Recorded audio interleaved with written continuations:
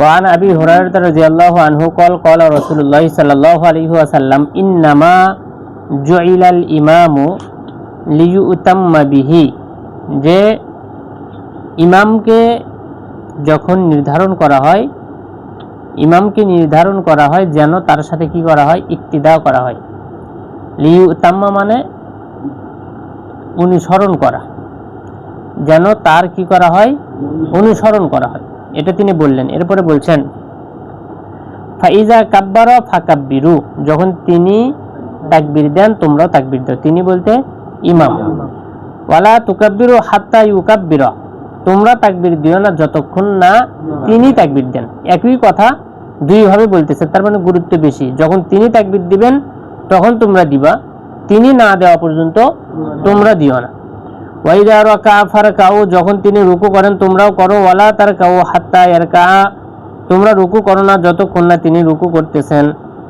ওয়াইদা ক্বালা, যখন তিনি বলেন সামি আল্লাহু লিমান হামিদা ফাকুলু রব্বানা লাকাল হামদ, যখন তিনি সামি আল্লাহু লিমান হামিদা বলে তখন তোমরা বলো রব্বানা লাকাল হামদ। ওয়াইদা সাজাদা ফাসজুদু, যখন তিনি সিজদা করেন তখন তোমরাও সিজদা করো। ওয়ালা তাসজুদু হাত্তা ইয়াসজুদা, তোমরা সিজদা করো না যতক্ষণ না তিনি সিজদা করতেছেন। ওয়াইদা সাল্লা কাইমান ফাসাল্লু কিয়ামান, যখন তিনি দাঁড়িয়ে সালাত আদায় করবে তখনও তোমরা দাঁড়িয়ে সালাত আদায় করো।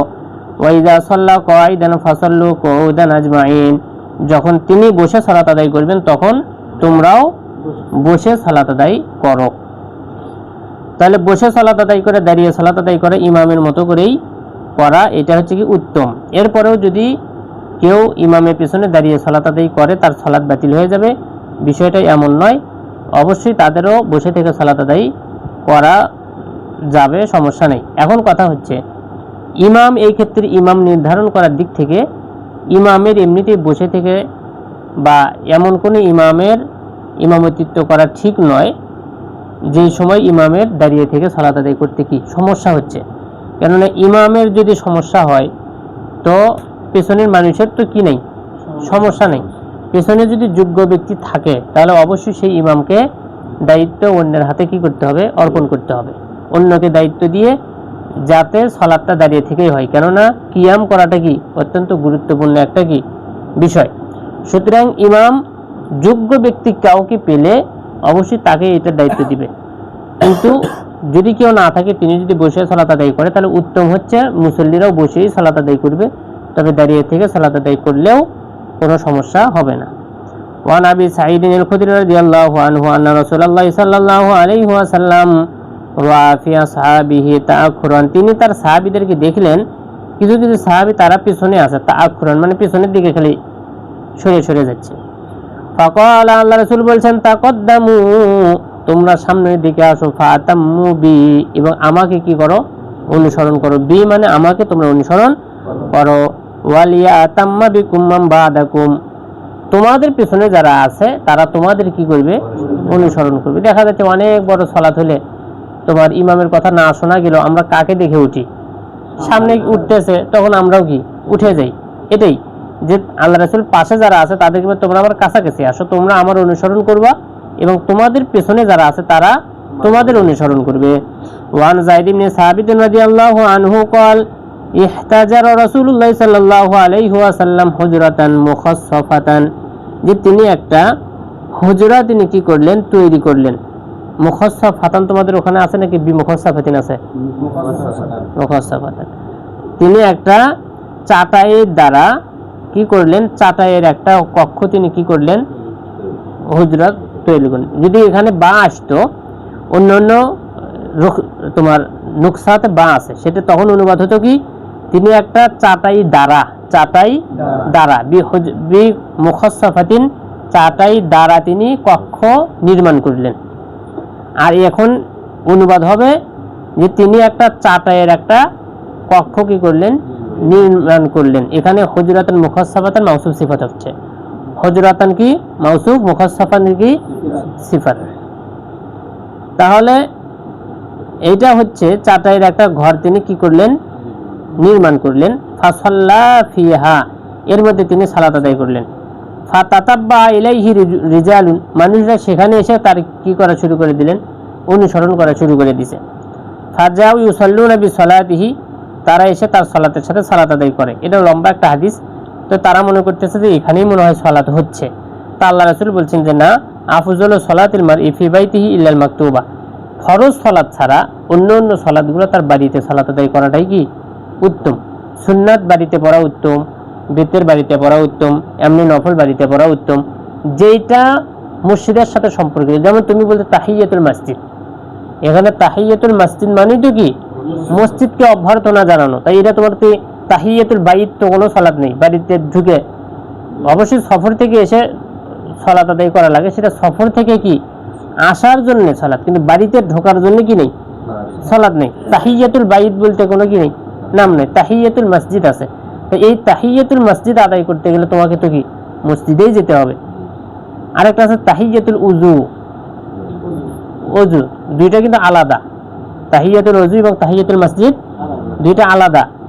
বিলাল রাদিয়াল্লাহু তাআলা আনহু তিনি যে আগে আগে রাসূলুল্লাহ সাল্লাল্লাহু আলাইহি ওয়াসাল্লামের সামনে জুতা দিয়ে তার জুতার শব্দ হচ্ছিল, সেটা কি তাহিয়াতুল ওযু, তাহিয়াতুল মসজিদ না, তাহিয়াতুল ওযু। তিনি ওযু করার পরে যতটুকু তার ইচ্ছা আল্লাহ তৌফিক দিতেন ততটুকু তিনি কি করতেন সালাত আদায় করতেন। সেটা রুমেও হতে পারে, বাজারেও হতে পারে, ঘাটেও হতে পারে। তাহিয়াতুল মসজিদ সেটা নয়, কিন্তু যখন ওযু করবে তখনই। কিন্তু তাহিয়াতুল মসজিদ তুমি যদি ওযু করেই যদি এখন কি মসজিদের মধ্যে ঢোকো, তখন তোমার ওইটা তখন সেম হয়ে যাচ্ছে। তোমার মনে করো 2 রাকাত সালাত এখন তুমি পড়ার, এটা তোমার নিয়তের উপর নির্ভর করবে। 2 রাকাত সালাত আদায় করারই তুমি সময় পাচ্ছ, এখন তুমি এটা তাহিয়াতুল মসজিদ পড়বা নাকি তাহিয়াতুল উযু পড়বা। তখন তোমার যদি অভ্যাস থাকে যে তুমি সব সময় তাহিয়াতুল কি করো ওযু করো, আবার তুমি সব সময় তাহিয়াতুল মসজিদও করো, কিন্তু তোমার তাহিয়াতুল মসজিদের যদি 2 রাকাত ধরো, তাহিয়াতুল উযুর যদি 2 রাকাত ধরো, তোমার হয় কত 4 রাকাত। কিন্তু তুমি এমন সময় উপস্থিত হয়েছে যে তোমার নামাজ পড়ার সময় হচ্ছে কয় রাকাত 2 রাকাত, তাহলে ওই 2 রাকাতই তোমার কি 4 রাকাতের মতোই হয়ে যাবে। وعن جابر بن عبد الله رضي الله عنه قال صلى معاذ بأصحابه العشاء, মুআয রাদিয়াল্লাহু তাআলা আনহু তিনি তার সাথীদেরকে নিয়ে ইশা সালাত আদায় করলেন। ফাতাওয়ালা আলাইহিম, তিনি সালাত কি করলেন লম্বা করলেন। তাওলুন কি করা লম্বা করলেন। ফাকালান নবী সাল্লাল্লাহু আলাইহি ওয়াসাল্লাম আতুরিদুন আন তাকুনা ইয়া মুআয ফাত্তানুন, সেই সাহাবীরা পিছনে যারা সালাত আদায় করতেছেন তারা গিয়ে অভিযোগ দিছে, অভিযোগটা আমরা সারাদিন ক্লান্ত হয়ে থাকি, একটু তাড়াতাড়ি আমরা সালাত আদায় করে গিয়ে রেস্ট করব, কিন্তু অনেক লম্বা কি ধরে সূরা ধরে, যেই কারণে আমাদের কি হয় সমস্যা হয়। তারা গিয়ে যখন অভিযোগ করে, আল্লাহ রাসূল বলছেন আতুরিদু আন তাকুনা ইয়া মুআয ফাত্তানান, মুআয তুমি কি ফিতনাকারী হবে নাকি? ইযা আমামতান নাস ফাকরা বিশ-শামসি ওয়া যুহাহা, যখন তুমি মানুষের ইমামতি করবা তখন তুমি আশ-শামস ওয়া যুহাহা মানে কি সূরা শামস পড়ো। ওয়া সাব্বিহ ইসমা রাব্বিকাল আলা, সূরা আলা পড়ো। ওয়া করা বিসমি রাব্বিক, সূরা আলাক, ওয়াল লাইলি ইযা ইয়াগশা, সূরা লাইল। এগুলো মধ্যম আকারের কি সূরা, না ছোট না বড়। এই সূরাগুলো তোমরা পাঠ করবা, তুমি পাঠ করবা। ওয়া আয়েশা রাদিয়াল্লাহু আনহা ফি কিসসাতি সালাতি রাসূলিল্লাহি সাল্লাল্লাহু আলাইহি ওয়াসাল্লাম, রাসূল সাল্লাল্লাহু আলাইহি ওয়াসাল্লামের সেই সালাতের ঘটনার ব্যাপারে আয়েশা রাদিয়াল্লাহু তাআলা আনহা বলেন, যেখানে আল্লাহ রাসূল সাল্লাল্লাহু আলাইহি ওয়াসাল্লাম অসুস্থ ছিলেন, কওয়ালা তিনি বলছেন ফাজা হাত্তা জালাসা আনি ইয়াসারি আবি বকর, আবু বকর রাদিয়াল্লাহু তাআলা আনহুর বাম পাশে তিনি বসলেন, বামে বসলেন। তা বামে কে বসে, বামে কে দাঁড়ায়? রাসূল যেহেতু অসুস্থ তাই তিনি বসলেন, সালাতে আদায় করবেন কিন্তু তিনি কি বসে করবেন, তাহলে বসে করবেন, তিনি বাম পাশে দাঁড়ালেন, তার মানে ডান পাশে কে থাকলো আবু বকর রাদিয়াল্লাহু তাআলা আনহু। তাহলে ডান পাশে কে থাকে, মুসল্লি না ইমাম?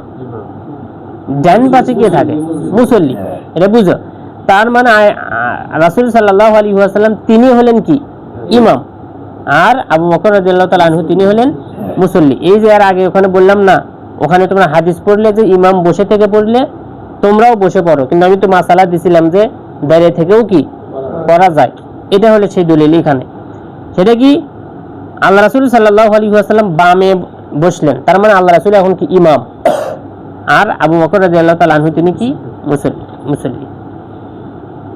তিনি বলছেন ফাকানা ইউসাল্লি বিন-নাসি জালিসান ওয়া আবু বকরিন কাইমান, যে তিনি মানুষদেরকে নিয়ে বসে থেকে সালাত আদায় করাচ্ছিলেন এবং আবু বকর তিনি দাঁড়ানো শুরু করছে। আবু বকর রাদিয়াল্লাহু তাআলা আনহু দাঁড়িয়ে থাকা অবস্থায় একতা দিয়ে আবু বকরিন বি সালাতিন নবী, আবু বকর রাদিয়াল্লাহু তাআলা আনহু তিনি নবীর সালাতের অনুসরণ করতেছেন, আল্লাহ রাসূলের সালাতের অনুসরণ করতেছেন কে? আবু বকর রাদিয়াল্লাহু তাআলা আনহু। ওয়া ইয়াকতাদিন নাস বি সালাতি আবি বকরিন, আর মানুষরা অনুসরণ করতেছে আবু বকর রাদিয়াল্লাহু তাআলা আনহুর কি সালাত। তা যেটাই হোক, সাধারণ মানুষরা নয় ইশকাল থেকে বাদ গেল। সেটা কি? সাধারণ মানুষ ইক্তিদা করতেছে কি আবু বকর রাদিয়াল্লাহু তাআলা আনহুর। আবু বকর রাদিয়াল্লাহু তাআলা আনহু তিনি দাঁড়িয়ে আছেন, মানুষরাও কি দাঁড়িয়ে, তো সমস্যা তো নেই। কিন্তু এই জায়গায় প্রশ্ন উঠে গেল, আল্লাহ রাসূল আছেন বসে, আবু বকর রাদিয়াল্লাহু তাআলা আনহু তিনি কি দাঁড়িয়ে। তো এখান থেকে বলছেন যে যদি কখনো এমন হয় কেউ যদি দাঁড়িয়েও পড়ে তো সালাত বাতিল হয়ে যাবে, এমন কোনো কথা নয়। দুই ব্যাপারে ইখতিয়ার দেওয়া আছে, তবে মাসআলাই বসে থেকে পড়ার দিকে জোরদার বেশি করে দেওয়া আছে। ওয়ান আবি হুরায়রা রাদিয়াল্লাহু আনহু আন্না নবী সাল্লাল্লাহু আলাইহি ওয়াসাল্লাম ক্বালা ইযা আম্মা আহাদুকুমুন নাস, যখন তোমাদের কেউ মানুষের ইমামতি করবে ফালিউখাফিফ, সে যেন কি করে? হালকা করে। এটা আমর গায়েবের সিগা, ফাল ইউখাফিফ, সে যেন হালকা করে। ফাইন্না ফীহিমুস সাগীর, কেননা তার মধ্যে ছোটরা থাকে, ওয়াল কাবীর ওয়াজ যায়ীফ ওয়াজাল হাজাতি, বড় থাকে ছোট থাকে এবং প্রয়োজনওয়ালারা থাকে। জাল হাজা মানে কি? হাজতওয়ালা। তোমার মানে বাস ধরেছে, বাস আছে, ওর 2 মিনিটের টাইম নিয়ে আসছে, কিন্তু এখানে এসে তুমি এমন নামাজ ধরেছো তোমার নামাজ পড়তে কি 20 মিনিট টাইম নিয়ে আসছে, 10 মিনিটে তুমি এসে নামাজ পড়তেছো কয় মিনিট? 20 মিনিট। যে কারণে বাস থেকে ওকে আর কোনোদিন আসবে নামাজ পড়তে? এই 10 মিনিট দিচ্ছে টাইম, এই হুজুর নামাজ পড়াতে লাগতেছে কত? 20 মিনিট, তো ও আর তো আসবে না। তো বলতেছে যে এখানে প্রয়োজনীয় মানুষ থাকে, বৃদ্ধ মানুষ থাকে, ছোট বাচ্চা থাকে, কতক্ষণ দাঁড়িয়ে থাকে? একটা বাচ্চা তোমার মনোযোগ সহকারে সালাত আদায় করতে পারে, কিন্তু কতক্ষণ? একটা বড় মানুষের ধৈর্য আর ছোট মানুষের ধৈর্য কি এক হবে না। তো বলতে যখন সালাত আদায় করে ফালিউখাফিফ, সে যেন হালকা করে। ওয়া ইযা সাল্লা ওয়াহদাহু, যখন সেই ব্যক্তি একা একা সালাত আদায় করবে, ফালিউসাল্লি কাইফা শা, তখন তার সূরা বাকারা পড়তে মন চায় পড়ুক, আলী ইমরান পড়তে মন চায় পড়ুক, সিজদায় যদি 100 বার সুবহানাল্লাহ আলা বলে পড়ুক, তাতে সমস্যা নেই। একা যখন আছে তখন যত ইচ্ছা তত মন চায় তত পড়ুক, কিন্তু মানুষকে নিয়ে যখন সালাত আদায় করবে তখন যেন হালকা করে সালাত আদায় করে। ওয়ান আমর ইবনে সালামা রাদিয়াল্লাহু আনহু ক্বালা আবি, আমর ইবনে সালামা তিনি বলছেন আমার পিতা বলেছে, জিতুকুম মিন ইনদিন নবী সাল্লাল্লাহু আলাইহি ওয়াসাল্লাম হাক্কান, আমি নবী করিম সাল্লাল্লাহু আলাইহি ওয়াসাল্লামের কাছ থেকেই আসলাম, আসলে আমি নবী করিম সাল্লাল্লাহু আলাইহি ওয়াসাল্লামের কাছ থেকে আসলাম। ফাকালা, তিনি বলছেন, ফাইজা হাজারাতিস সালাতু, যখন সালাতের সময় হয়ে গেল, ফালিওয়াজ্জিন আহাদুকুম, তোমাদের কেউ যেন আজান দিয়ে নেয়। এই কথাগুলো আমর ইবনে সালামা তার পিতা বলতেছেন, ছেলের কাছে বর্ণনা দিচ্ছে যে আমি এইরকম ঘটলাম, এক জায়গায় কিছু লোক ছিল, সেই লোকের কাছে গিয়ে ওদেরকে বলতেছে যে আমি রাসূলের কাছ থেকে আসছি, এই সংবাদগুলো নিয়ে আসছি। আল্লাহ রাসূল এই কথা বলছেন, কি বলছেন? যখন সালাতের উপস্থিত সময় হবে তখন যেন তোমাদের কেউ যেন কি দেয়? আজান দেয়। একটা জামাত আজান ছাড়া যেন কি না করে? সালাত আদায় না করে। সেখানে তারা আজান ছাড়া সালাত আদায় করতে পারে যেই জায়গাতে একবার আজান হয়ে গেছে কিন্তু এখনো আজান হয়নি, সেই জায়গাতে তারা আজান দিয়ে কি করবে? সালাত আদায় করবে। ওয়ালিয়া উম্মাকুম আকসারুকুম কুরআনা, তোমাদের মধ্যে থেকে তোমাদের ইমামতিত্ব করবে কোরআনের ব্যাপারে, সে বেশি জানে, কোরআনের ব্যাপারে যে বেশি জানে সেই কি করবে? ইমামতি করবে। ফাকালা, তিনি বলছেন, ফানাজারু ওয়ালাম ইয়াকুন আহাদুন আকসারা মিন্নি কুরআনান, তারা বিভিন্ন দিকে খেয়াল করলো কিন্তু আমার চাইতে তারা কাউকে আর বেশি কোরআন পড়নেওয়ালা জানলো না। ফাকাদ্দামুনি, সুতরাং তারা আমাকে সামনে দিল। ওয়ানা ইবনু সিত্তিন আও সাবিঈ সিনিন, তখন আমার বয়স খুব জোর হলে 6 অথবা 7 বছর। তাহলে 6 এবং 7 বছরে ওই কওমের মধ্যে তিনি সবচেয়ে কি বেশি কোরআন আলা। এখনো আছে না? তোমার এলাকাত গেলে দেখবে যে তুমি বেশি কি কোরআন সম্পর্কে জানো। হাফেজরা যদি যায় দেখা যাচ্ছে ও কি গ্রামের মধ্যে কি বেশি জানে। তো আমি ছাড়া কাউকে কেউ ছিল না, বিদায় আমাকে কি করতে দিল? সালাত আদায় করতে দিল। এখান থেকে ইস্তেমবাদ হলো কি ছোট কালে সালাত আদায় করা যায়। অনেকেই বলতে দেখো তার বিয়ে হয়েছে নাকি, তো বিয়ে ছাড়া কেমনি সালাত আদায় করে? আগে বিয়ে পড়ানো যায় না, সালাত আদাও হয় না, কোনো কিছুই হচ্ছে না। তো এটা ঠিক না। ছোটকালেও কি হয়, নাবালকদের ইমামতিতেও সালাত হয়। ওয়ান ইবনে মাসউদ রাদিয়াল্লাহু আনহু قال قال رسول الله صلى الله عليه وسلم, তিনি বলছেন, রাসূলুল্লাহ সাল্লাল্লাহু আলাইহি ওয়াসাল্লাম বলছেন, ইয়া উম্মুল কওমা আকরাউহুম লিকিতাবিল্লাহি তাআলা, কওমের ইমামতিত্ব করবে তাদের মধ্যে আল্লাহর কিতাবের ব্যাপারে যে বেশি পড়নেওয়ালা। আকরাউ মানে কি? বেশি পণ্ডিত, কোরআনের ব্যাপারে যে কি বেশি পণ্ডিত, সেই কি করবে? ইমামতিত্ব করবে। ফাইন কানু ফিল কিরাআতি সাওয়া, যদি কিরাআতের ব্যাপারে সমান থাকে, সবারই পড়াই কি সহিহ আছে, সবার পড়াই ঠিক আছে। ফাআলামুহুম বিসুন্নাহ, তাহলে সুন্নাতের ব্যাপারে বেশি কি থাকে? জ্ঞান যার আছে সুন্নাতের ব্যাপারে, সুন্নাতের ব্যাপারে বেশি জ্ঞান। আসলে এই সুন্নাত বলতে কোন সুন্নাত? অর্থাৎ সালাতটা সম্পাদন করতে যা যা প্রয়োজন সেটা কি থাকা, সালাত সম্পাদন করতে। এটা কি একদিন এখানে একজন প্রশ্ন করতেছে, আমাদের এখানে নাকি সালাত ভুল হয়ে গেছিল একদিন, যে 5 রাকাত সালাত হয়ে গেছিল, সেটা নাকি আর সংশোধন হয়নি, 5 রাকাত সালাত। তা একজন বলতেছে যে 5 রাকাত সালাত হলো, তাই আর সংশোধনী কোনো আমাদের কিতাবখানার শিক্ষকেরা কি করে দেয়নি। তা আমাকে এই কথাটা কালকে বলতেছে। তাই বললাম যে একটা মানুষের সালাতের সংশোধনী কিভাবে হবে, সেটা ও নিজেই তো সংশোধন করবে। মানুষ কেমনি সংশোধন করে দেয়? মানুষ কি লোকমা দিতে পারে? লোকমা দিলে এখন সালাতের মধ্যে সংশোধনী কি বলা আছে? যদি 3 রাকাত হয়ে গেছে সালাত, কিন্তু ও মনে করতেছে কত? 4 রাকাত। কি মনে করতেছে? 4 রাকাত। 4 রাকাত মনে করে ও হচ্ছে কি দিল? সিজদা দিল। সিজদা দিয়ে সন্দেহ করার কারণে সাহু সিজদা দিল। যখন মানুষরা যদি সাহু সিজদা দেয়, তাহলে 3 রাকাত সালাত আর ওই 2 রাকাতই কি হয়ে গেল? 4 রাকাত হয়ে গেল।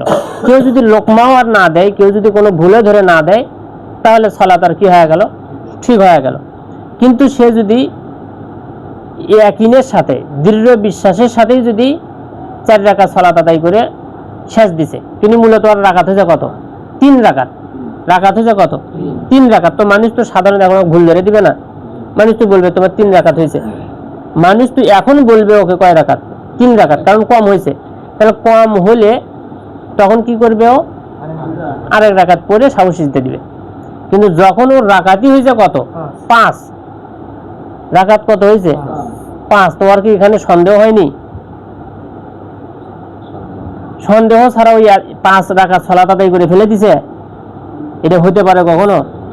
সন্দেহ হবি তো, কিন্তু আমি এতক্ষণ ধরে নামাজ পড়তেছি, কেবল আমার 4 রাকাত না 5 রাকাত? সন্দেহ তো আর অবশ্যই কি হওয়ার কথা, সন্দেহ হবে। আর ধারাবাহিকভাবে 5 রাকাত সালাত আদায় করলে আর সন্দেহ হবে না? তাহলে ওই যে 5 রাকাত করার পরে সন্দেহ হলে কাজ কি? 2 রাকাত সাহু সিজদা দিবে। যদি ওর রাকাত যদি হতে 4, ও যদি সন্দেহ করে সাহু সিজদা দিত, তাহলে সালাত যেহেতু পূর্ণ আছে, ওই 2টা সিজদা শয়তানের জন্য কি হতো? শাস্তি, শয়তানকে কষ্ট দেওয়া। আর ওর রাকাত যদি হতো 5 রাকাতই, তাহলে ওই 2টা সিজদার মাধ্যমে তার রাকাত হয়ে যেত কত? জোর সালাত হয়ে যেত, মানে 6 রাকাত গণ্য করে জোর হতো, মানে রাকাত তো নয়, জোর হয়ে যেত। কেন? যে জোহরের সালাত বা আসরের সালাত তো কি জোর রাকাতের, সেটা হয়ে যেত। তো এই যে মীমাংসা, এটা তো তার কাছেই আছে। এখন ও নিজেই যদি নামাজের মধ্যে ভুল ভ্রান্তি করে যদি মানুষের কাছে সমাধান চায়, মানুষ কি সমাধান দিবে? এই জন্য বলা হচ্ছে যে ফাআলামুহুম বিসুন্নাহ, সুন্নাতের ব্যাপারে যে বেশি জানে। ভুল হয়ে গেলে কি করতে হবে? সংশোধন কিভাবে করতে হবে, কেমনে কি করতে হবে, সুন্নাতের ব্যাপারে যে বেশি জানে সে কি করবে? ইমামতিত্ব করবে। ভুল হওয়ার পরে তুমি যেটা দৌড়ে বেড়াচ্ছ, ওটার থেকে তোমার সালাতের মধ্যে কি আছে? সংশোধন আছে। কি বেশি হয়ে গেছে সন্দেহ হতে তুমি সাহু সিজদা দাও। আর মানুষ যখন বলতে যে হুজুর 1 রাকাত কম হয়ে গেছে, করে নাও। কি ফাইন কানু ফিস সুন্নাতি সাওয়াআন ফাআকদামুহুম হিজরাতান, যদি সুন্নাতের ব্যাপারেও যদি সবাই সমান সমান থাকে, এই বিধান সবারই কি আছে? জানা আছে, তাহলে তাদের মধ্যে হিজরত কি আগে করছে? সেই সময় হিজরতের ব্যবস্থা ছিল। হিজরত কে করছে? সে হচ্ছে ইমামতের কিভাবে হকদার বেশি। ফাইন কানু ফিল হিজরাতি যদি হিজরতের ব্যাপারে একই হয়ে থাকে ফাকাদামুম সিলমান ওয়া ফি রিওয়ায়াতিন সিন্নান, যদি হিজরতের ব্যাপারেও সমান হয়, একসাথেই হিজরতে চলে গেছে, প্রথমবার যায়নি সবাই একসাথে, তাহলে তাদের মধ্যে বয়সে বেশি কে, অগ্রগামী কে, মানে যার বয়স বেশি সে ইমামতিত্ব করবে। এরপরে বলা আছে ওয়ালা ইয়াউম্মান্নার রাজুলুর রাজুলা ফি সুলতানিহি, তবে কারো রাজত্বে, কারো দায়িত্বে থাকা ব্যক্তির ইমামতি যেন কেউ না করে। মানে আমার বয়স বেশি, আমি কোরআন হাদিস বেশি জানি, আমি সুন্নাতের ব্যাপারে বেশি জানি, কিন্তু আমি এখন জয়ভোগে একটা মসজিদে গিয়ে দেখতেছি এই ইমাম বয়সেও ছোট, জাননেওয়ালাও নয়, আমি এখন হুড় করে সামনে গেছি নামাজ পড়াতে, ওটা চলবে না। কারণ ওখানে একজন কি আছে, ইমাম আছে, দায়িত্বশীল ব্যক্তি আছে। ওই দায়িত্বশীল ব্যক্তির উপরে গিয়ে আমি আর কি করতে পারবো না, ইমামতি করতে পারবো না।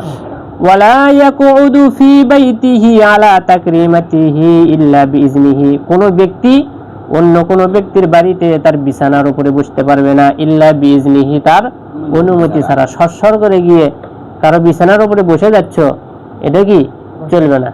কোনো বিছানায় তুমি গিয়ে বসতে পারবে না, দাঁড়িয়ে থাকতে হবে। ও যখন বসতে দিবে তখনই। এতে করে কি মুসলমানের সম্মান কি হয়, ঠিক থাকে। তুমি যখন হরহর করে গিয়ে বসতেছো, আরেকজন তুমি যাওয়ার পরই ওই হুজুররা আচ্ছা সরসর করে আছে ঘরের মধ্যে ঢুকতেছে, ঘরের মধ্যে বসতেছে, তোমার সামনে না বলুক, পিছনে বলবে, কারণ এটা তোমার সম্মানের ক্ষতি। কেউ যেন কারো বিছানায় তার অনুমতি ছাড়া না বসে। ওয়ালি ইবনে মাজাহ, ইবনে মাজাহতে আছে মিন হাদিস জাবির রাদিয়াল্লাহু তাআলা আনহু থেকে বর্ণিত, ওয়ালা তাউম্মান্না ইমরাআতুন রাজুলান, কোন মহিলা কোন পুরুষের কি করতে পারবে না, ইমামতি করতে পারবে না। মানে ইমাম হচ্ছে কি মহিলা, এদিকে সালাত আদায় করতেছে কি পুরুষেরা, এটা চলবে না। ওয়ালা আরাবিয়ুন মুহাজিরান, কোন মূর্খ ব্যক্তি, কোন মুহাজির ব্যক্তি, সেখানে যারা হিজরত করে গেছে তাদের ইমামতিত্ব করতে পারবে না। ওয়ালা ফাজিরুন মুমিনান, কোন ফাজির ব্যক্তি মুমিন ব্যক্তির কি করতে পারবে না, ইমামতি করতে পারবে না। তবে মূর্খ ব্যক্তি বলতে সাধারণ মূর্খ কেমনি ইমামতি করবে, ওই ইমামতি করার তো সুযোগই তো নেই। 2 নম্বর ফাজির ব্যক্তি, এই ফাজির যদি মুমিন হয়, মুমিন ফাজির, কোন মুমিন, কালেমা পড়ে, ইমান ঠিক আছে কিন্তু পাপ কাজ করে, যেমন মুমিন সুদ খাচ্ছে, মুমিন সিগারেট খায়, এই সমস্ত ব্যক্তিদের পেছনে সালাত হয়ে যাবে, সালাত হয়ে যাবে। তবে ইমাম যদি ভালো নির্ণয় করা যায়, তাহলে অবশ্যই একজন ভালো ইমামকে কি করতে হবে, নিযুক্ত করতে হবে।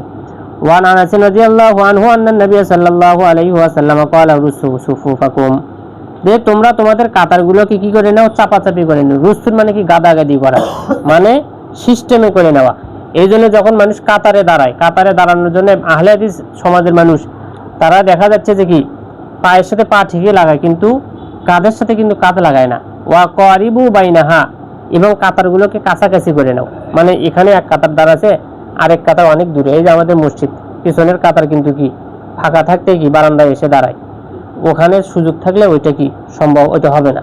ইচ্ছাকৃতভাবে এই দিকে এসে সালাত হবে। তোমরা শুরু করলে ওই ভেতরেই পড়বা। আমি তো যখন থাকি আমি এখানে না পড়ারই চেষ্টা করি, ওখানে কাতার হওয়ার সুযোগ আছে, তো ওই কাতার বাদ দিয়ে পেছনের কাতার এটা কোনোদিনই হবে না। তো বলছে তোমরা কাতারগুলোকে কাছাকাছি করো, ওয়াহাজু বিল আনাকি, এবং কাঁধের সাথে কি করো, কাঁধ বরাবর করো, কাঁধ লাগাও। এখন এই জায়গাতে অনেক হানাফি ভাইয়েরা বলে যে ছোট বাচ্চা আছে এবং বড় বাচ্চা আছে, এরা কাঁধ কেমনি লাগাবি? আরে বাবা, যেখানে আল্লাহ করে দিছে অপারক, তুমি সেখানে টেনে নিয়ে আসার দরকার আছে? কথা বুঝুনি? তুমি বলতেছো যে তারা তো সব জায়গাতেই তো একই। এখন বলছি যে পায়ের সাথে পা লাগাও, আমি বলবো যার পা নাই ওই কেমনি পা লাগাবি? আমি যদি বলি আল্লাহ তাআলা বলতেছেন যে স্ত্রী, রাসূল সাল্লাল্লাহু আলাইহি ওয়াসাল্লাম বলছেন যে কি যখন তোমরা স্ত্রী মিলন করবে তখন তোমরা কি বলবা, আল্লাহুম্মা জান্নিবনি মিনাশ শাইতান ওয়া জান্নিবহু মিনাশ শাইতান, যে তোমরা সহবাসের সময় এই দোয়া পাঠ করো। তা আমি যদি বলি যে বিয়ে করিনি, ওই কখন এই দোয়া পাঠ করবি? তো এই তো বিয়েই করিনি, তার পরবর্তী কাজ আর আছে? তাই এখন ছোট বাচ্চা এবং বড় বাচ্চা তার কাঁধের সাথে কাঁধ লাগতেছেই না, তো তুমি জোর করে লাগাতে গেলে তো হবে না। কিন্তু এখানে একটা বিষয় আছে যে রসু সুফু ফাকুম, তোমাদের কাতারগুলোকে সোজা করে নাও। এটা সম্ভব হবে যখন তুমি তোমার বডি অনুযায়ী কি নিবা, পা গুলোকে নিবা। তোমার বডি যদি তুমি অল্প করে নাও, তাও কিন্তু পরিপূর্ণ কাতার সোজা হবে না। তোমার বডি থেকে যদি তুমি বেশি তোমার পা ফাঁকা করে রাখো, তাহলেও কিন্তু সমস্যা। এই জন্য তোমার বডি যতখানি আছে সে বডি পরিমাণ পাটাকে পশ্চিম দিক করে রাখতে হবে। দেখবা যে অটোমেটিক্যালি তোমার কাঁধের সাথে কাঁধ এগুলো কি লেগে গেছে। সবাই যদি এটা করে এমনিতেই লেগে যাবে। ওয়ান আবি হুরায়রা রাদিয়াল্লাহু আনহু ক্বালা রাসূলুল্লাহ সাল্লাল্লাহু আলাইহি ওয়াসাল্লাম, তিনি বলেন খায়রু সুফুফির রিজালি আওয়ালুহা, যে পুরুষদের উত্তম কাতার হচ্ছে প্রথম কাতার, ওয়া শাররুহা আখিরুহা, এবং নিকৃষ্ট কাতার হচ্ছে কি শেষের কাতার, ওয়া খায়রু সুফুফিন নিসাই আখিরুহা, আর মহিলাদের শেষের কাতার হচ্ছে উত্তম কাতার, ওয়া শাররুহা আওয়ালুহা, প্রথম কাতার হচ্ছে কি নিকৃষ্ট কাতার। কেন? যে রাসূল সাল্লাল্লাহু আলাইহি ওয়াসাল্লামের সময় এই প্রথম কাতার পুরুষ, দ্বিতীয় কাতার পুরুষ, এরপর এখানে তোমার কি থাকতো, পর্দা থাকতো অথবা না থাকতো, এরপরে তোমার কি দাঁড়াতো, মহিলারা পেছনেই, কিন্তু এখানে মহিলা এখানে মহিলা, তাহলে এই কাছাকাছি শেষের পুরুষ যারা এবং প্রথম কাতারের নারী যারা, তারা কি কাছাকাছি আছে। নারী পুরুষ যত কাছাকাছি থাকবে তত কি ফিতনা, যত কাছাকাছি থাকবে তত ফিতনা। যেই কারণে শেষের কাতারের পুরুষ এবং প্রথম কাতারের নারী এরা হচ্ছে কি নিকৃষ্ট, মানে এদের এই রাস্তা এইখানে দাঁড়ানোটার চাইতে সামনের দিকে নারীদের পেছনের দিকে দাঁড়ানোটা কি বেশি উত্তম। এখন এই হাদিস কিন্তু আমাদের মসজিদের কাছে কথা বললে হবে না, কারণ আমাদের মসজিদ কি নারী পুরুষের কি আলাদা জায়গায় কি আলাদা, এখানে কেউ কারো কাছে লাগালাগি করে থাকার কোনো কি নেই, সুযোগ নেই। সুতরাং এখনকার এই সময়ে মহিলাদেরও সামনের কাতার উত্তম, পুরুষদেরও কি সামনের কাতার উত্তম। তবে এই কথা কখন, যখন পুরুষ এবং নারী পাশাপাশি কি করতেছে, সালাত আদায় করতেছে তাদের জন্য। ওয়ান ইবনে আব্বাস রাদিয়াল্লাহু আনহু কল, তিনি বলছেন সাল্লাইতু মা রাসূলিল্লাহ সাল্লাল্লাহু আলাইহি ওয়াসাল্লাম যাতা লাইলাতিন, এক রাত্রিতে আমি রাসূল সাল্লাল্লাহু আলাইহি ওয়াসাল্লামের সাথে সালাত আদায় করলাম। ফাকুমতু আন ইয়াসারিহি, আমি তার বামে দাঁড়ালাম। ফাআখাযা রাসূলুল্লাহ সাল্লাল্লাহু আলাইহি ওয়াসাল্লাম বিরাসি মিন ওয়ারাই, যে তিনি আমার মাথা তার পেছন দিক থেকে ধরলেন। ফাজা আলানি আন ইয়ামিনিহি, এরপরে তিনি আমাকে তার ডানে নিয়ে আসলেন। এটা হচ্ছে কি মুসল্লির দাঁড়াতে হবে কোথায়, ডানে। কখন? যদি ইমাম এবং মুসল্লি থাকে কয়জন, একজনই, ইমাম একজন মুসল্লি একজন, তখন মুসল্লি তোমার কি ডানে, যিনি ইমাম তিনি থাকবেন বামে। কিন্তু দুইজন যদি মানুষ হয় তাহলে অবশ্যই তাদেরকে কোথায় যেতে হবে, পেছনে। কিন্তু একজন পুরুষের পেছনে যদি একজন নারী সালাত আদায় করে তাহলে নারী পুরুষের পাঞ্জারায় সালাত আদায় করবে না, অবশ্যই তাকে কোথায় যেতে হবে, পেছনে, কারণ নারীর বিধান কি পেছনে। এই যে বিবাহ বাড়িতে বিয়ে করে নিয়ে আসে 2 রাকাত নামাজ আদায় করতে দেয়, নামাজ আদায় করতে দেয়, এটাই তো ভুল কথা। তার মধ্যে আবার দাঁড়িয়ে দিছে কোথায়, পাঞ্জারার কাছে, এক পাশে দাঁড়িয়ে দিছে, 10 জন মানুষ দেখতেছে। তাহলে নারী পুরুষ পাশাপাশি সালাত আদায় করতে পারবে না, হোক সেটা স্বামী স্ত্রী, হোক সেটা মেয়ে কন্যা, যাই হোক নারীর বিধানই কোথায়, পেছনে। একা হলেও পেছনে, 10 জন হলেও পেছনে, 20 জন হলেও কি পেছনে। একটা এখন তুমি সালাত আদায় করতেছো, তুমি ইমাম, তোমার ছেলে এবং তোমার বাবা আছে, তাহলে তোমার ছেলে এবং তোমার বাবা দাঁড়াবে কি পেছনে, তোমার বউ আছে, তোমার বোন আছে, তোমার মা আছে, তারা দাঁড়াবে কি তাদের পেছনে। ঠিক আছে, তোমার পাশে আশেপাশে, হ্যাঁ তুমি এটা কখন নিতে পারবা, যদি দেখা যাচ্ছে জায়গার সংকীর্ণতার কারণে আশেপাশে আসার সুযোগ আছে, যদি কি হয় জায়গা সংকীর্ণ হয়। হ্যাঁ দেখা যাচ্ছে তুমি ইমামতি করতেছো, তোমার পেছনে বাবা মা দাঁড়াচ্ছে, তোমার বাবা এবং তোমার ভাই দাঁড়াচ্ছে, কিন্তু তোমার বোন তোমার মায়ের দাঁড়ানোর কি নাই, জায়গা নেই, তাহলে তোমার ওই বাবা এবং ভাইয়ের পাঞ্জারায় তো আর মহিলারা দাঁড়াতে পারবে না, এই সুযোগ নেই। কিন্তু তোমার বাবা এবং ভাই তোমার পাঞ্জারায় দেওয়ার কি আছে, সুযোগ আছে। সুতরাং জায়গা যখন সংকীর্ণ তখন তোমার এক পাশে তোমার ভাই, এক পাশে তোমার বাবা, পেছন মোড়ে থাকবে তোমার মা বোন, তারা।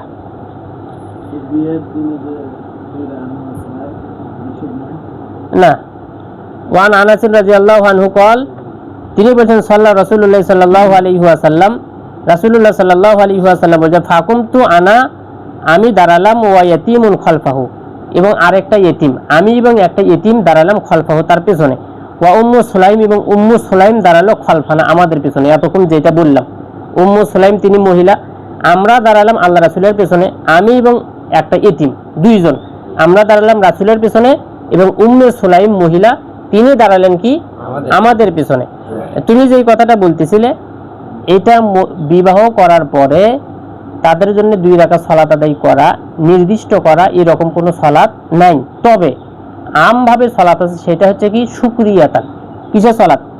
শুকরিয়াতান, শুকরিয়ার সালাত আছে, আদা আছে না, শুকরিয়ার সেজদা আছে না, তখন মন ভালো থাকলে খুশি হয় সালাত আদায় করে না। তো একটা মানুষ বিয়ে করছে, এর থেকে জীবনের খুশি আর কি হতে পারে? তাই যে পুরুষ, ওর থেকে জীবনের আর কি সুখ আছে? ওই যেভাবে মেয়েই হোক, প্রথমে 1-2 দিন মানে কি কমপক্ষে ওর মানে ঝগড়াঝাটি না হওয়ার আগ পর্যন্ত, বাসরাতের আগ পর্যন্ত তো ওই খুশি, তাহলে ওটা তো আর অবশ্যই খুশি। তাই খুশির দিনে ওই তো সালাত আদায় করতে পারে। কিন্তু এটা একটা কি মানে ফ্যাশন করে নেওয়া, সুন্নাত করে নেওয়া, এটা কি চলবে না। ও জীবনে কোনোদিন ওই সালাতই আদায় করেনি, হাতি বান্ধা শিখতেছে না, মানে জোর করে লাগিয়ে দিচ্ছে, বাবা 2 রাকাত সালাত আদায় করো। ও জীবনেই সালাত আদায় করেনি, ও কিসের 2 রাকাত সালাত আদায় করবে? এই জায়গায় সালাত সে আদায় করবে যে মনে করবে যে এটা একটা রহমত, এটা একটা বরকত, আমি একটা রিজিক পাচ্ছি।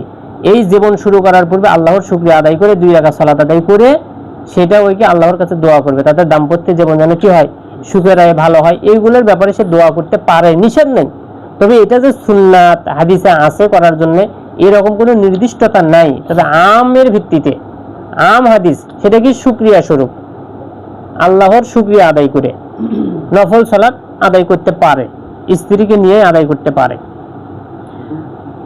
ওয়ান আবি হুরায়রা রাদিয়াল্লাহু আনহু আন্নাহু ইনতাহা ইলা নবী সাল্লাল্লাহু আলাইহি ওয়াসাল্লাম ওয়া হুয়া রাকিউন। দুধ পান করার কথা আছে তো, আল্লাহ রাসূল সাল্লাল্লাহু আলাইহি ওয়াসাল্লাম দুধ পান করছে, তারপরে এটা তো সর্বজনীন, শুধু একদিনের ব্যাপার তো নয়। তো এগুলো এক ধরনের একটা মানে বর্তমান সময়ে এটা একটা মানে অভদ্রতার মতো শুরু হয়ে গেছে। অভদ্রতার মতো কি, তোমার মনে করে বিভিন্ন জায়গায় দেখা যায়, বলতেও লজ্জা লাগে, ওই যে স্বামী স্ত্রীকে কন্ডম পর্যন্ত কি দেয়, উপহার দেয়, গিফট করে, বিভিন্ন ট্যাবলেট এগুলো কি দেয়, গিফট করে। তারপরে দুধ খাওয়াচ্ছে, দুধ দিয়ে পর বলতেছে কি যে বাবা দুধ খাও, মানে শক্তি হবে, খাও। তা এগুলো তো কি বেহায়া আপনার মতো, কিন্তু একটা দুধ খাওয়া লাগবে, এটা ওদেরকে শিখে দেওয়া লাগে, ওরা জ্ঞান গর্ব এগুলো নাই। তা এগুলো এক ধরনের এখন একটা মানে অশ্লীলতা, বেহায়াপনার মতো এগুলো হয়ে গেছে। ওয়ান আবি বাকরাত রাদিয়াল্লাহু আনহু আন্নাহু ইনতাহা ইলা নবী সাল্লাল্লাহু আলাইহি ওয়াসাল্লাম ওয়া হুয়া রাকিউন। দেখো আবু বকরা তিনি ইনতাহা মানে শেষ করলেন, রাসূলের কাছে আসা, ওয়া হুয়া রাকিউন তিনি রুকু অবস্থায়। ফারাকা ক্বাবলা ইয়াসিলা ইলা সফি, তিনি রুকুতে গেলেন কাতারে যাওয়ার পূর্বেই। সুম্মা মাশা ইলা সফি, এরপরে তিনি হেঁটে হেঁটে হেঁটে হেঁটে সালাতে গেলেন।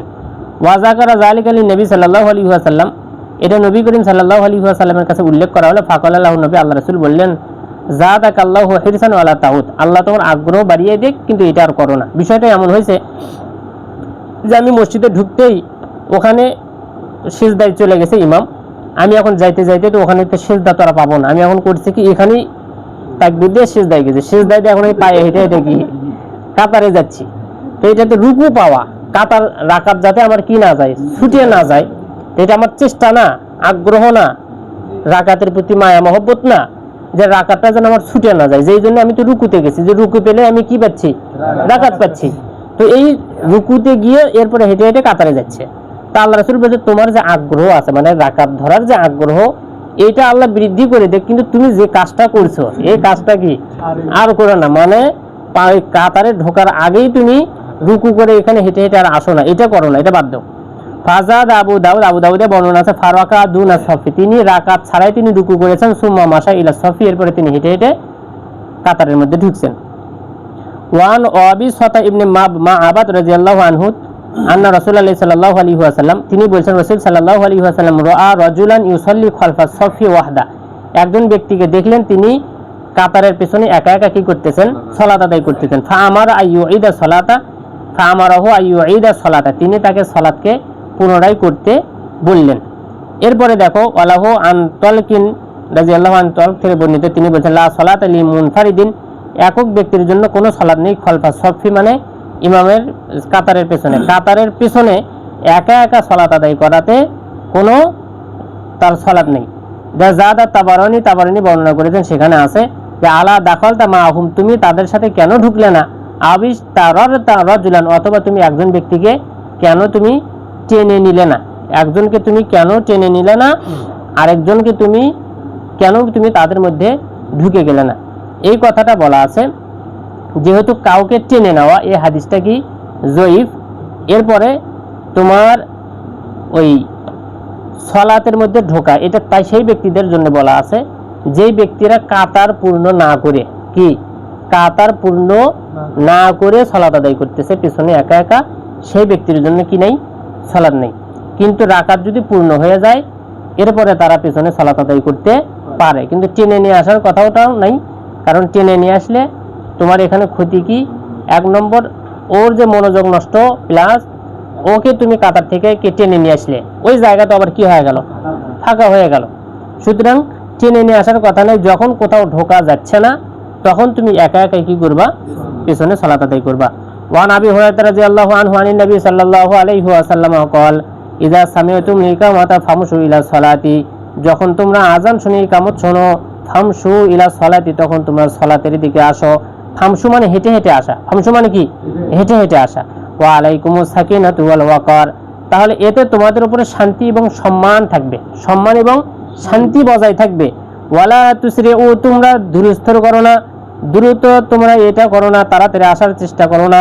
ফামা আদরাকতুম ফাসাল্লু, ধীরে ধীরে আসার পরে যে কয় রাকাত পাও তোমরা সেই রাকাত পড়ে নাও, যে কয় রাকাত পাও সেই কয় রাকাত পড়ো। ওয়ামা ফাতাকুম ফাআতিম্মু, আর যে কয় রাকাত ফুত হয়ে যায়, শেষ হয়ে যায়, তুমি পাওনি, সেই কয় রাকাত তুমি কি করে নাও, পূর্ণ করে নাও।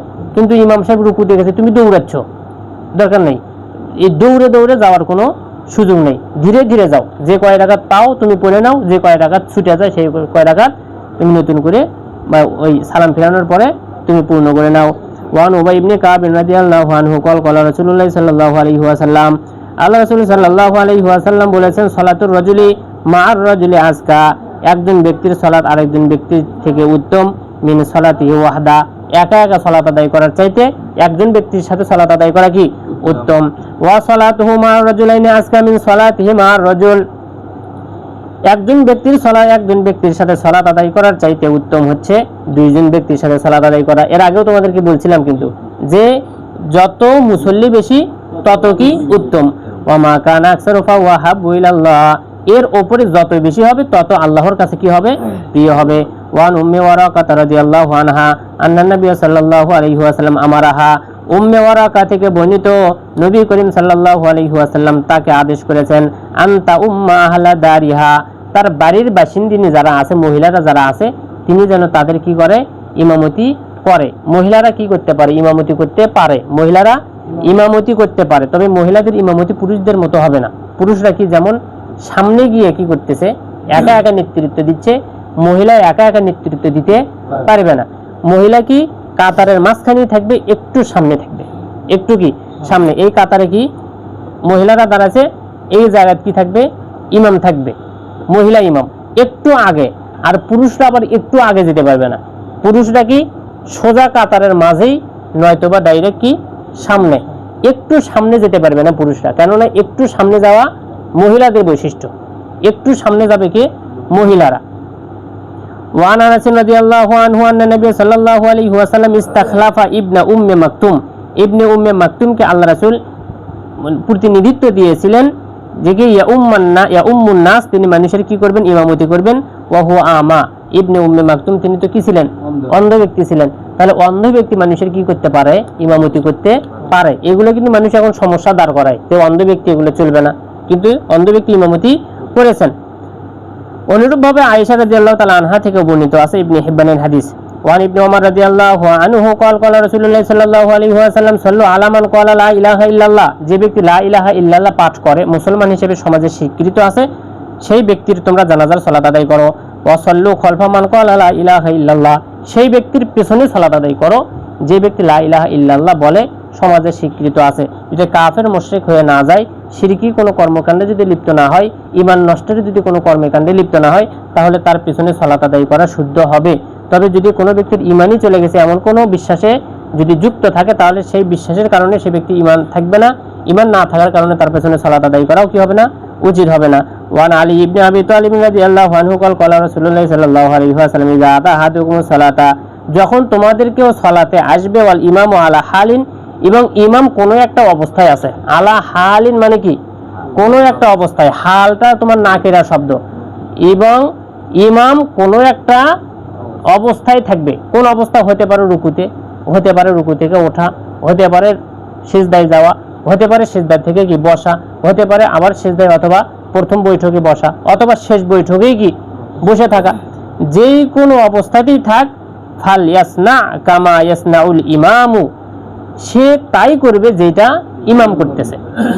এটা কিন্তু এটা অনেকেই করে, যখন দেখতেছে যে কি ইমাম সাহেব সালাম ফেরানোর জন্য বসে আছে, সালাম ইমাম সাহেব ফেরানো পর্যন্ত ও দাঁড়িয়ে আছে, যখন ইমাম সাহেব সালাম ফিরে দিল তখন ও কি অন্য জায়গায় গিয়ে সালাত আদায় করতেছে। অথবা প্রথম বৈঠকে ইমাম সাহেব বসে আছে, ইমাম সাহেব যখন উঠে গেল তারপরে কি তাকবীর দিয়ে সালাত পড়া শুরু করে দিল ইমামের সাথে, এর আগ পর্যন্ত কি আছে দাঁড়িয়ে আছে।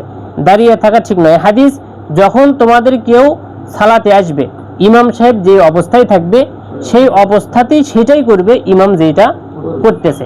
ইমাম এখন রুকু থেকে উঠলো, তুমিও তাকবীর থেকে উঠে রুকু থেকে এইরকম করো। ইমাম সাহেব এখনই সিজদায় গেল, তুমি তাকবীর দিয়ে সিজদায় চলে যাও, যা ইমাম সাহেব করতেছে সেটাই তোমরা করবা।